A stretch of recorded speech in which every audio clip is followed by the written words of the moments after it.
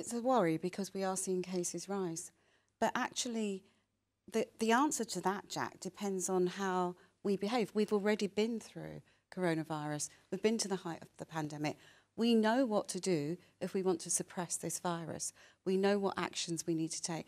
And yes, of course, we're talking about two different things. They're irreconcilable. You know, one is how are we going to maintain the economy, keep our jobs.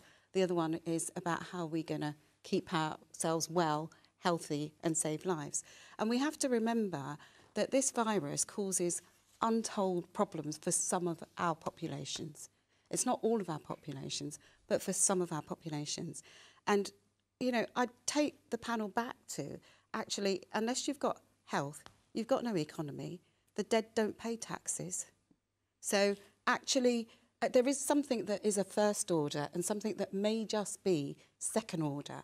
So I'd just like, you know, having been a nurse that's fought through this, I think it's important to recognise that, yes, there are other things like the economy, keeping the jobs going, but dead people can't work. So for me, it's hugely important that we actually protect the populations that are vulnerable. And the other thing is... Does that mean you want tighter restrictions then, Donna?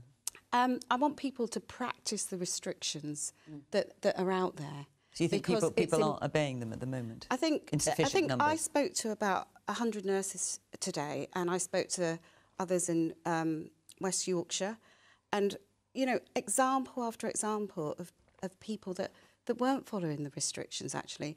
And for those nurses, it was quite heartfelt because actually they'd been on the front line. They'd done their bit, they'd stepped up, they'd worked more hours, they'd left their children and moved out of their homes.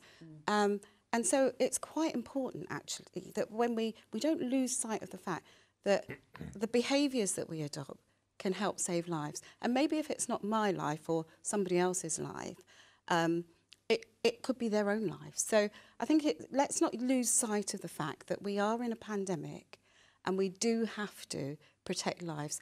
And yes, of course, we do need to protect the economy.